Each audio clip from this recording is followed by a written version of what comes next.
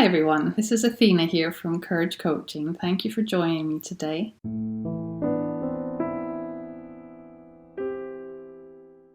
In today's video, I wanted to talk about self-isolation and why people that have trauma tend to self-isolate more than others. So while it is normal for most people to crave time alone, and sometimes time alone can be good because it helps you recover from a busy day of work.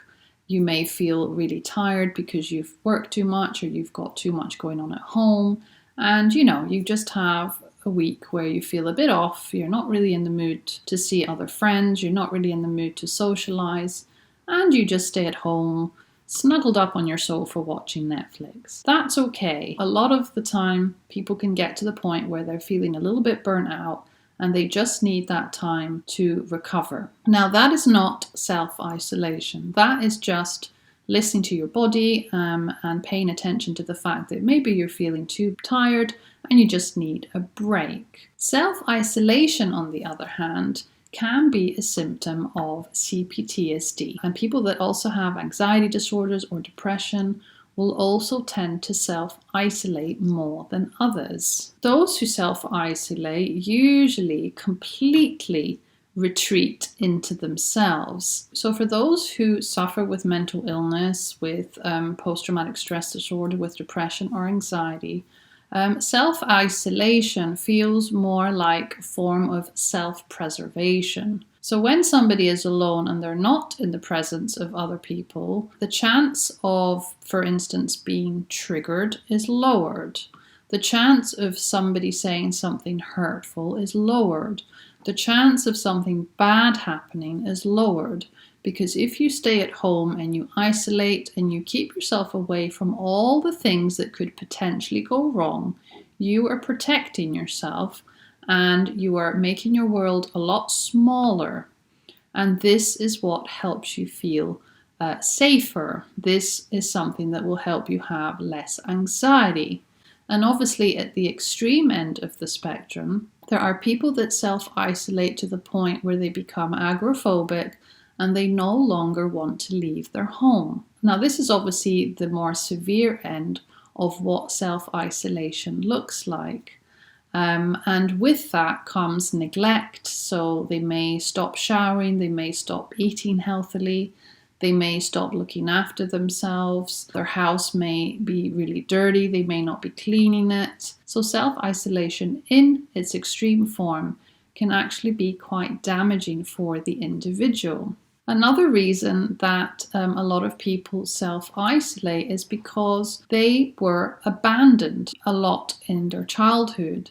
So when you self-isolate, you are protecting yourself from being abandoned again, or you are protecting yourself from being misunderstood. And you learn to be alone and you learn to be comfortable in this isolation. And especially those that have PTSD will feel that they are able to avoid triggers, they're able to avoid people not understanding them if they self-isolate. And sometimes when people suffer with PTSD or CPTSD, the self-isolation that happens isn't actually intentional at all. It may not be a conscious choice. When somebody struggles to deal with their feelings, being alone seems like the easiest option. And it may also be that in childhood, the only way these individuals were able to cope was by being alone. Because if they grew up in a family where nobody was truly there for them, being alone was actually the only one thing that they could rely on. If they managed to survive by being alone, in many ways that actually may feel more familiar or more comfortable. For other people, being alone may be extremely triggering, it may be extremely difficult, but that's a whole other topic that we will talk about in a different video. Now, when somebody is in this sort of self-isolating phase, what happens when other people try to reach out, when other people try to help them? Well, in many cases, when somebody tries to help somebody who is self-isolating, it may be that it doesn't work because the individual feels threatened by somebody else coming in and telling them that they need to get out of their comfort zone, because they feel that the person that is trying to help them doesn't actually understand what they are feeling, doesn't actually relate to how they are feeling, to how scared they may be feeling, to how anxious they may be feeling. So for that reason, they will push people away that are trying to help. The problem with self-isolation is that when it becomes severe, this can actually pose a threat to the person's mental and physical well-being. So if they are self-neglecting, if they're not eating properly, if they're not sleeping properly, this can further worsen their mental health, which can then lead to suicidal ideation, and in some very sad cases can lead to actual suicide, because human beings need connection in order to survive. Even if this connection is minimal, they need other people in order to feel better. They need other people to comfort them, to support them, to distract them from their own thoughts.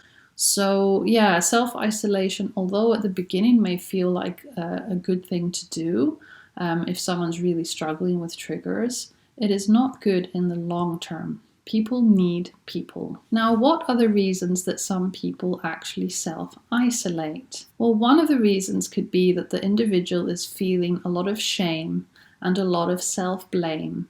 And this is especially very common in those who have cptsd. Because they have had trauma, they may blame themselves for the fact that they are feeling the way they do. And they may be ashamed that they are feeling the way they do, and they don't want to burden others. So they just stay inside their own little bubble. They keep away from other people because they feel ashamed, because they feel different, because they feel broken. They may also feel powerless, they may feel weak, and they may feel unworthy of love and support. And this is obviously not very helpful for someone who actually very much needs support. Another reason that people self-isolate is because they have a huge difficulty in trusting others. They are very scared of people rejecting them, so they have a fear of rejection. And also, by self-isolating, they feel that they are better able to control the things that happen to them. So to self-isolate also means that they have a need for control and for protection. So they protect themselves from being triggered, from being hurt. So these are all very, very important reasons why people self-isolate. Now, how does somebody overcome self-isolation? Well, obviously, the first thing to do is to seek professional help from a counselor or a therapist. And if that isn't possible because it's too expensive, then there are a lot of online support groups that people can join that are there for people that suffer from trauma. So it takes a little bit of research, but there are a few support groups out there that are helpful in this case. Also, it's very important, if you are somebody who self-isolates, then try and practice self-compassion. Be self-compassionate every time you achieve something. Remind yourself that the trauma happened and it's not your fault that you feel the way that you do. It's not your fault that you find things so much harder than others. Also, celebrate any small victory. So keep celebrating all the little things that you achieve in your day. Whether that's getting out of bed in the morning, whether that's making your bed, whether that's managing to go for a walk around the block and have some fresh air, even though you have been self-isolating. Celebrate every little thing that you actually manage to do for yourself. This is very important. And also, self-care. What things do you do for yourself that are good? Do you feed yourself healthy food? Do you try and get regular sleep? Do you do things that are good for you? Do you take vitamins and supplements? What do you do? Do you phone people? Do you at least spend time talking to people on the phone? Even if you never want to leave your house, what little things do you do to help yourself feel better? It's very important that you do things that you enjoy, that are pleasurable, but also that are good for you, that are nurturing for you.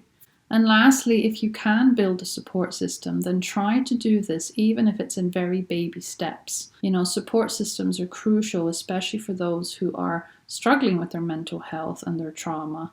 Self-isolation, yes, it may feel like it's protecting you, but you do need a balance. Having a more balanced life will do you a lot more good than being completely isolated. So yeah, that is what I wanted to talk about today in regards to self-isolation.